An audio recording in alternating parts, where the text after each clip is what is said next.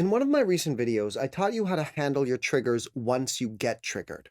But in this video, I want to talk to you guys about how to stop getting triggered in the first place, and a few of the biggest mistakes that people make in their emotional healing journeys when it comes to things like confronting their fears, or sitting with their emotions, or trying to overcome their biggest emotional challenges.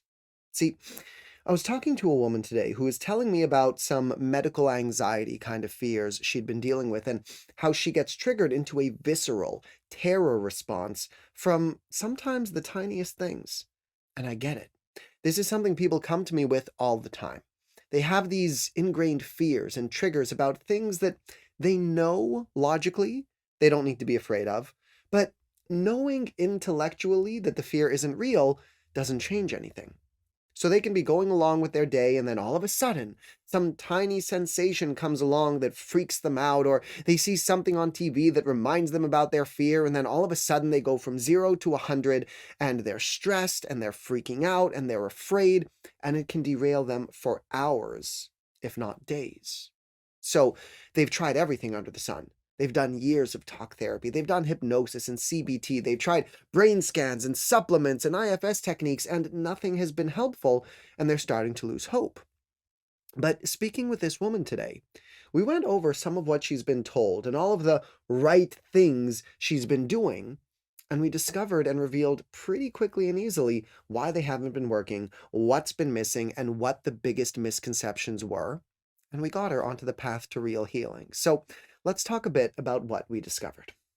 First off, if you're someone who feels like you can go from 0 to 100, from feeling completely fine to going completely off the rails with your fear or anger, and you believe that there are no triggers in between, like it's either all or nothing, there's a misconception there.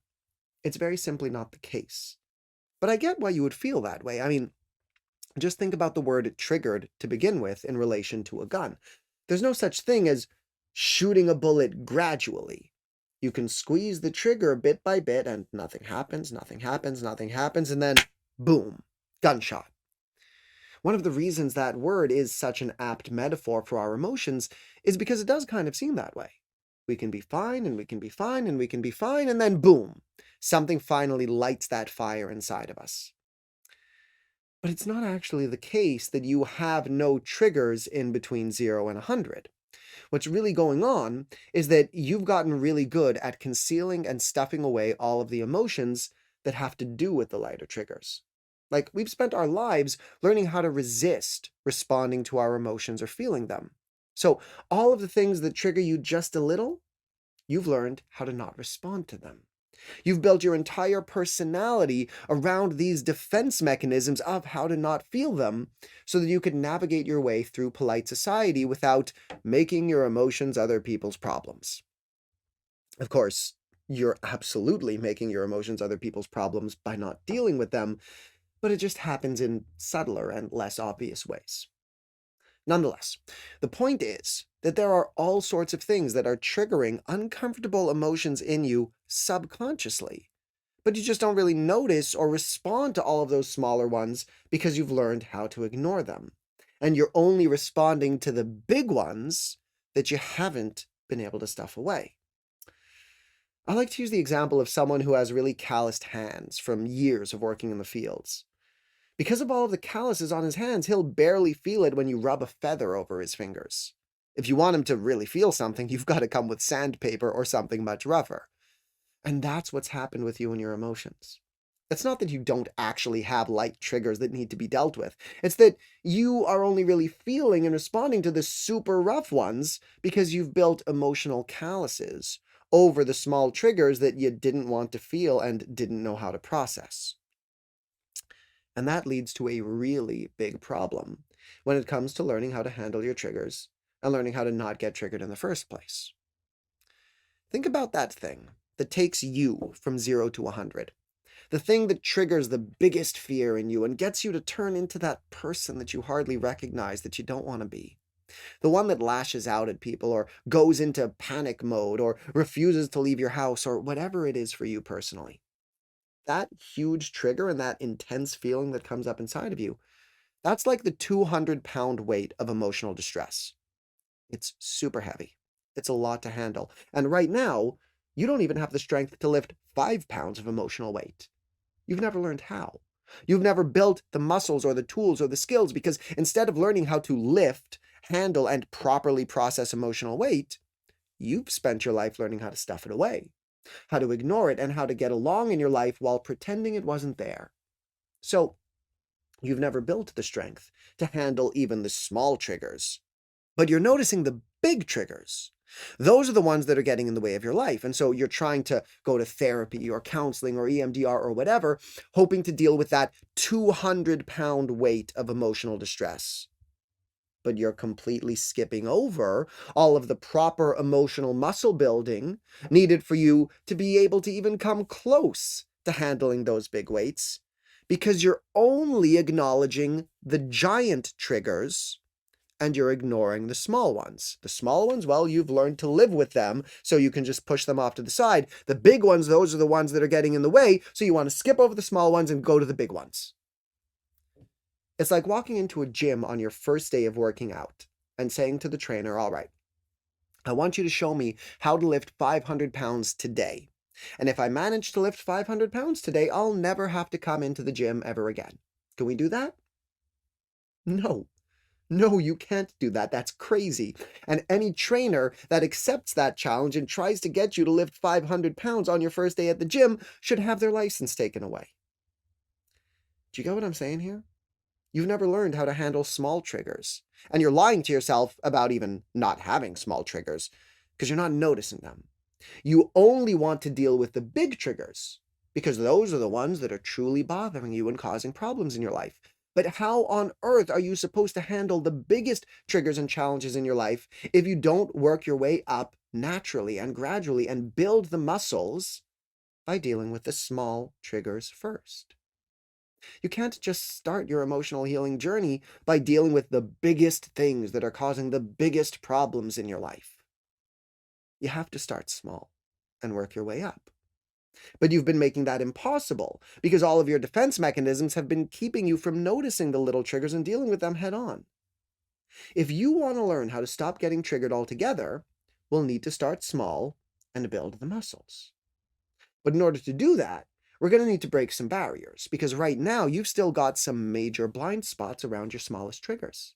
So when I work with clients, some of the first things that we do are designed to bring up and point out the things that we're resistant to, things that we didn't realize we've been avoiding, things that we've gotten so good at avoiding that we never realized how uncomfortable they make us and how much we've been avoiding them. For example, one of the first things I do with clients is have them do an exercise in front of the mirror where they're going to repeat certain phrases about self-love and emotional processing. And you wouldn't believe how many people try to skip over that exercise because A, it's a little uncomfortable, and B, they don't see how it applies to their bigger healing goals, so they're trying to just get to the big stuff. They don't want to deal with this first small, uncomfortable thing. They want to get to the real healing. But that's exactly the point. As far as A goes, the fact that it's uncomfortable, that's the whole point. Not in the sense that I'm trying to make you uncomfortable. I'm not trying to trigger people exactly. I'm not a fan of what people call exposure therapy. And I'll talk more about that in a minute. But the point is that this resistance, this discomfort around this exercise, around this action, already exists inside of you. And it's something that you are feeling and resisting in other places of your life. You're just not noticing it. So this exercise is all about self-love. And you're resisting it because it's uncomfortable. And that's one of your smaller triggers that you're not noticing because you've done a great job of stuffing it away and avoiding it. You've avoided those kinds of triggers in your life. Or you've at least done a good job of pretending like it's okay because you just avoid performing that sort of action. That's why you don't think you have small triggers. Not because there's nothing in between 0 and 100, not because there's only one big thing that's problematic for you, but because you're doing a really good job at simply avoiding the things that cause a minimal amount of emotional distress. You've learned how to just not do them. And you're pretending that, nah, I just choose not to do those things. It's not that they trigger me at all, it's just that I don't want to do them. It's like an addict telling themselves, I can stop anytime I want, and still being stuck in a habit that they know is killing them. You're doing the exact same thing. You're telling yourself, yes, I want to heal and I'm willing to do whatever it takes to heal, but nah, I don't want to do this self-love thing because it makes me uncomfortable, so let's jump ahead to the real healing. Which brings us to B, the fact that people don't see this little exercise as applying to their bigger healing goals.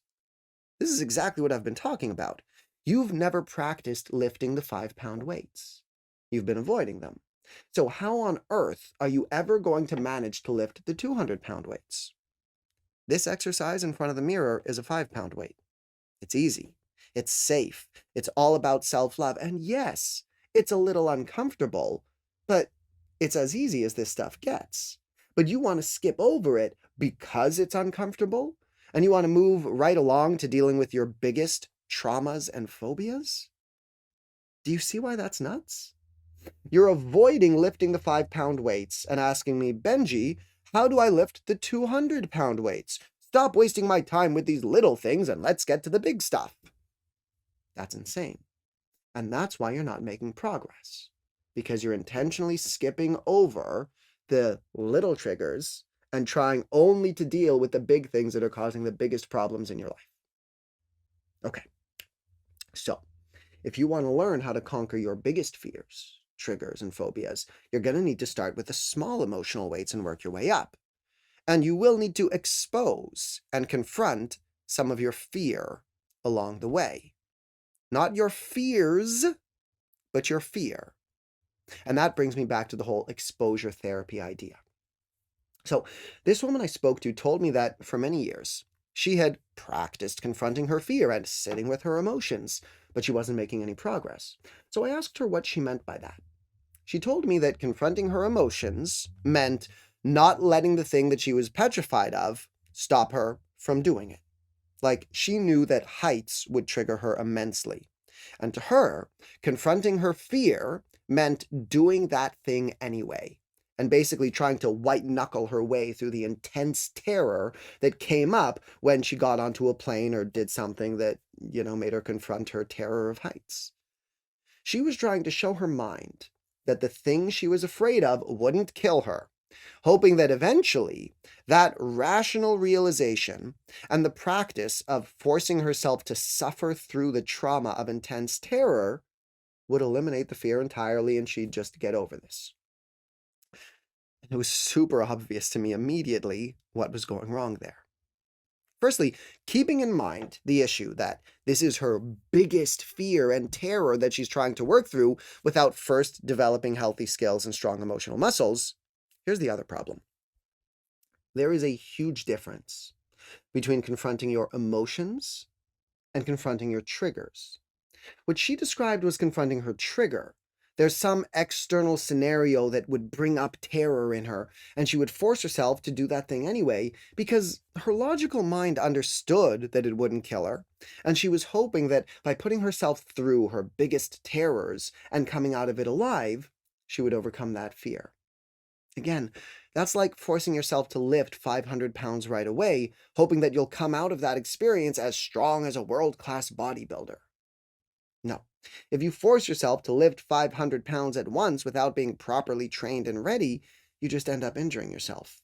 And if you want to become a world-class bodybuilder, you start small and work your way up smartly, gradually, naturally. So she was trying to confront her trigger, and her biggest trigger at that. She was putting herself into a scenario that would intentionally bring up massive terror. Confronting your emotions isn't about intentionally putting yourself into horrifying situations that bring up your biggest triggers and the most intensely painful emotions. It's about learning how to simply stop running from and stuffing away the uncomfortable inner emotions that you're already experiencing when you're being triggered. It's about how to respond to what you're experiencing inside of yourself. Do you get the difference? Confronting a trigger is about forcing yourself into an uncomfortable and triggering external scenario, But confronting an emotion is about learning how to turn your attention to your inner discomfort without running from it. Those are two very different things. And again, if we want to learn how to confront our emotions, we have to start with the small ones. So, confronting your triggers, that's exposure therapy, where you will intentionally put yourself into triggering situations. I don't recommend that. If something is super triggering for you right now and it's bringing up emotional weight and distress that's too big to deal with, then it is fully okay and even advisable to love yourself enough to avoid doing that for now, presuming it's something you can avoid without screwing up your life. Do not force yourself into the most intense triggering situations you can think of when you're not ready to handle those emotions. Let's start learning how to confront our emotions by building the right skills and muscles to handle the smaller bits of emotional discomfort that are coming up in your regular life already when you're not in the most intense triggering situations. Then, as you get stronger and more comfortable handling bigger and bigger emotions by practicing those skills, you'll stop getting triggered by the small things, and you'll be more and more ready to handle bigger and bigger triggers and heavier emotional weights until nothing triggers you anymore. We work our way up. Basically, she was trying to convince her mind not to be afraid of the thing that was triggering her inner terror. But that's not how this works. Our goal is not to convince the rational mind, but to show the nervous system that this internal terror that feels like such a threat isn't actually a sign of danger. Emotional fitness is about reprogramming our internal response to emotional distress, recognizing that this discomfort is not a threat. It's not about ignoring our emotional distress and putting ourselves into triggering situations. It's about learning how to handle the emotional distress that's coming up in small situations. And then we use the small bits of discomfort that come up through small triggers as opportunities to practice confronting that discomfort, relaxing into the experience and helping the body process the fear that's trying to move through you in those moments. That's the whole point here. You've spent your life avoiding the feeling of fear and the inner discomfort that comes along with it. But then you're trying to confront the biggest things you could find that bring up the biggest fear and inner discomfort first? That's insane. Do not jump head first into your biggest triggers. You'll never get better that way. Best case scenario is that you'll build some stronger calluses against those kinds of triggers, burying your fears and unresolved emotions deeper underneath the surface so that you can keep going with your life. But you'll still be carrying all of that trauma and you're simply pretending like it's not there. Most likely it'll come up later in your life when shit really hits the fan and in a really bad time when trying to deal with it and trying to learn how to deal with it in that moment is only going to cause more problems. No. Put the 500-pound emotional weights aside for now, meaning it's fully okay to avoid doing the things that bring up your most intense terror and inner distress. Instead, let's start by learning the skills and tools that we use to handle triggers. And let's start by applying them to the smaller weights first. The resistance that you have to telling yourself, I love myself. The frustration you have when someone cuts you off in traffic or is rude to you at the store. The discomfort you feel when sending a dish back at a restaurant or speaking your mind to a friend. These are the scenarios that we need to use as practice. These are the 5-pound weights of emotional distress. Then we work our way up to the 10-pound weights, the 20, the 40, the 60. The goal is to get legitimately strong enough such that the little weights don't even register as real triggers anymore. And then you'll be ready to work on the big ones. That's how you become untriggerable. And that's why I refer to my approach to mental health as emotional fitness training. Because it's not about logic and rationality and trauma hunting and diving headfirst into triggers. It's about using our uncomfortable moments as opportunities to heal as opposed to running from them. It's about learning the basics of how to properly process our emotions and applying those basics to the normal triggers that we run into in our daily lives because we're going to run into them anyway. And then applying those skills to make those moments better rather than simply running from our discomfort. And then it's about gradually learning how to apply those skills to bigger and bigger challenges, developing genuine strength and confidence until there is nothing left that can truly throw us off track anymore. No emotional challenge that we don't know how to turn into a healing moment. That's the real beauty of all of this. Your triggers are trying to help you heal. You just need a safe, effective, and gradual approach to building the strength and skill to turn your emotional stress from a moment of fear and resistance into a moment of healing. Instead of forcing yourself into uncomfortable situations, let's simply learn how to better handle the challenges that you're already facing because you're already facing them without analyzing them or rationalizing them or stuffing them away. Instead, we just want to teach your body to be able to tell the difference between a threat and a trigger. And if you do that properly, then you can start seeing real progress in the types of triggers and challenges that you can handle and in how you handle them in mere weeks. You'll start seeing a difference in how you approach life. Your loved ones will see a difference. Everyone in your life will see a difference, and that will give you the hope, the motivation, the inspiration, and the confidence to keep doubling down on this emotional healing. Life will become exciting again. You'll stop living in fear. You'll learn how to truly love yourself, and you'll start to see the light at the end of the tunnel. Sounds good? Awesome. I do hope that made sense. If you're interested in going on a journey of genuine emotional strengthening so you can get to that point of becoming untriggerable, conquering your biggest fears and unresolved issues in a natural, gradual, and truly lasting way, you can head to my website, www.benjisharercoaching.com, to learn more about me and my approach and to schedule a call with me so that we can see if my approach is right for you and maybe get you started on this healing journey. And if you'd like to learn more about the step-by-step process that we use to turn moments of getting triggered into moments of healing, check out this video over here. In it, I use an example from my own life of something that triggered me, and I show you exactly how these emotional fitness skills apply in a real-life situation. Thanks for watching. Please do like, share, and comment if this was helpful, and I'll see you in the next video.